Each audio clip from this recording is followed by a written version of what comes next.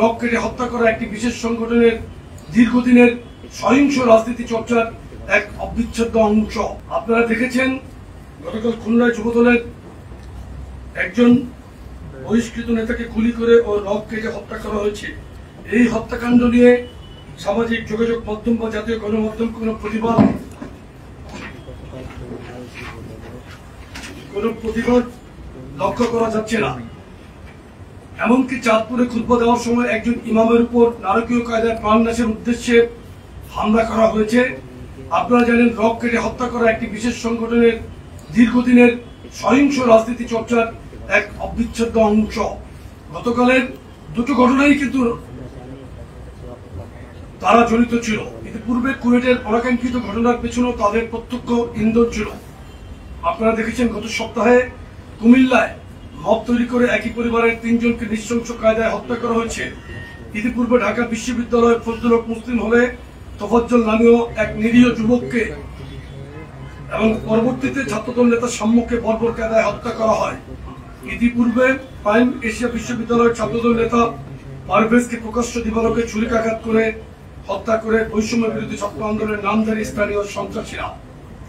বর্তমানে প্রশাসনিক ব্যর্থতার কারণে দেশের আইন শৃঙ্খলা পরিস্থিতি বিপর্যস্ত। একটি সুযোগ সন্ধানী বিশেষ গোষ্ঠী রাজনৈতিক উদ্দেশ্য প্রণোদিত সিলেক্টিভ প্রতিবাদ করে বিএনপি এবং তার অঙ্গ সহযোগী সংগঠনের বিরুদ্ধে উস্কানিমূলক কর্মকাণ্ড এবং তীব্র কুরুচিপূর্ণ বক্তব্য বিবৃতি দেওয়া শুরু করেছে।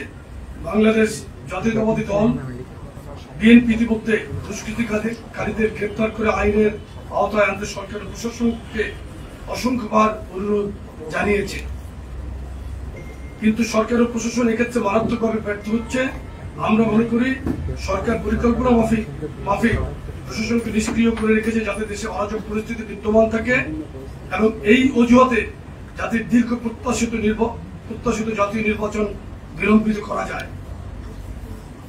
একটি বিশেষ গোষ্ঠী যারা নির্বাচনের মাধ্যমে গণতান্ত্রিক পদ্ধতিতে উত্তরণ চায় না, তারা এই সুযোগটি গ্রহণ করে বিএনপি এবং বিএনপি শীর্ষ নেতাদের বিরুদ্ধে সহিংসতা উস্কানি দিচ্ছে।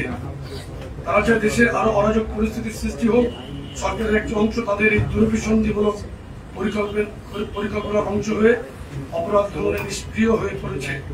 আইন শৃঙ্খলা পরিস্থিতির উন্নতির জন্য কোন দৃশ্যমান পদক্ষেপ গ্রহণ করছে না। আমরা বারবার অনুরোধ করার পরও দুষ্কৃতিকারীদের গ্রেপ্তার করা হয়নি।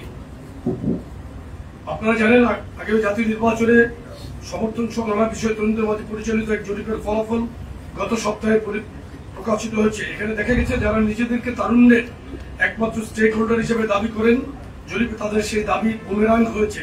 বরং এদেশের তরুণরা বহু লড়াই ও সংগ্রামের পরীক্ষিত বাংলাদেশপন্থী শক্তি বিএনপিতে তাদের আস্থা ও বিশ্বাস রাখে বলে প্রতিভাত হয়েছে।